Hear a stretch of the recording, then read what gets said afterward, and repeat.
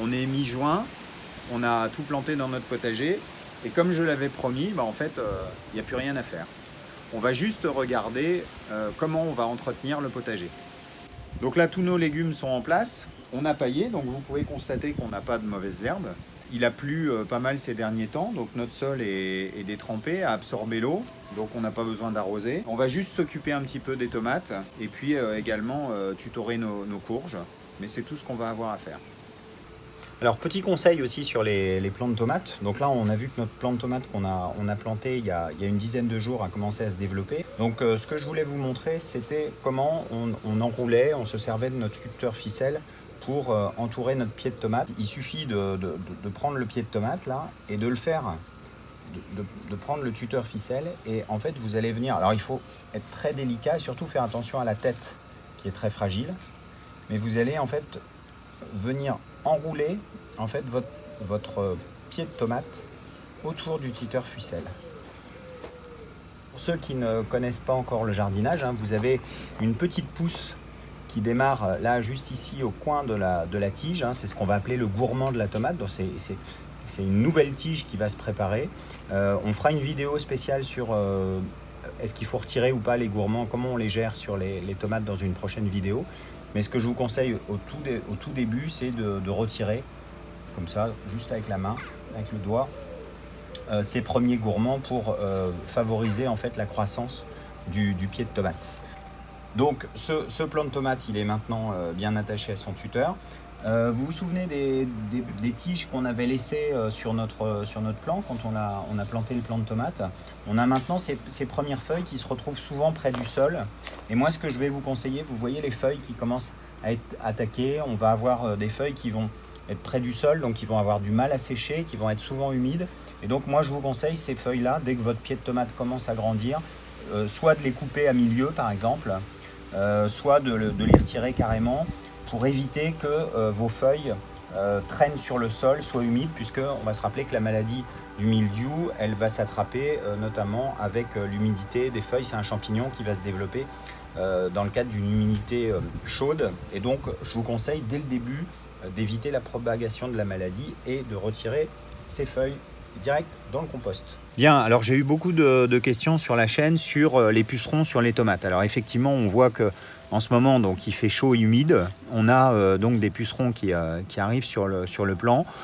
Ma solution là-dessus, c'est de dire pas de panique sur le puceron. On a juste là une petite colonie qui est en place.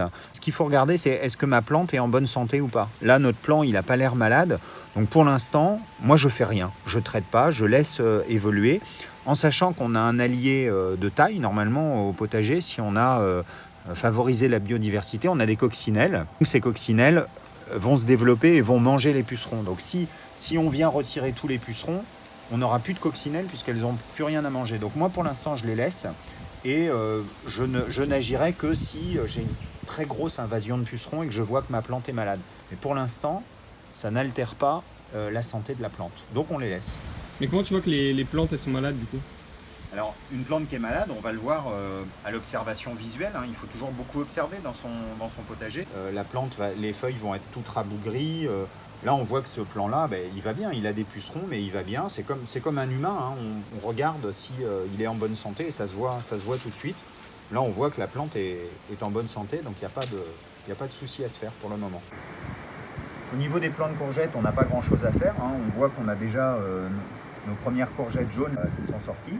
Donc on vérifie juste que vous allez avoir des fleurs. On voit les petites courgettes qui sont déjà en croissance. On va juste vérifier qu'on a bien une pollinisation dans son jardin. Parce que souvent on peut avoir des fleurs mais qui ne donnent pas de fruits derrière. Donc là c'est qu'on a un problème de pollinisation. On n'a pas assez d'insectes dans son potager. Donc là il n'y a rien à faire. Moi ce que je rappelle simplement c'est que la courgette, on la coupe toujours courte, puisqu'il n'y a aucun intérêt à développer des grosses courgettes et elles vont être beaucoup plus tendres, beaucoup plus goûtues. La courgette, maximum une dizaine de centimètres, elle est bonne à pouvoir être consommée. Nos deux pieds de tournesol qu'on avait plantés se développent bien. Ils pourront nous servir de tuteur aussi pour nos prochaines plantations. On voit la fleur du tournesol qui est en formation. Donc tout va bien pour les deux. pas besoin d'entretien spécifique. Le pied de concombre, on va voir un petit peu aussi ce dont on a besoin de s'occuper dans le potager. Là, c'est de faire pousser nos pieds de concombre et autres courges en hauteur. Donc là, on voit le pied de concombre qui a été planté ici. Je suis venu donc l'attacher le long de cet axe et il est en train de se développer, de faire ses fleurs ici. On le retrouve là et donc il va courir ensuite sur cette rambarde. La courge là ici, on a planté le pied ici et on voit donc le développement là. On commence à voir d'ailleurs les premières fleurs qui vont nous donner les fruits. Hein, on en a déjà un en formation là, qui est ici. Voilà. Et donc celui-là, pour l'instant, il a l'air de bien vouloir se développer, donc je vais le faire courir au pied. On verra un autre qu'on va monter en hauteur. Notre plan également qui se développe. Là, j'ai mon poteau et donc je vais venir l'attacher pour l'aider à grimper sur le poteau et donc nous donner des fruits le long de ce poteau. Donc on gagne à chaque fois de la place sur notre petit espace. Voilà, cette vidéo est terminée. Vous voyez que le travail n'est pas très long à faire au potager. Juste moi ce que je conseille c'est de l'observation. Venez-y souvent, regardez vos plantes, regardez comment elles vont. Regardez si vos parasites sont là, mais les auxiliaires aussi pour lutter contre ces parasites. Et puis, il n'y a que ça à faire, puisqu'on a travaillé en permaculture. Donc, on attend gentiment les récoltes. Voilà, à bientôt, merci.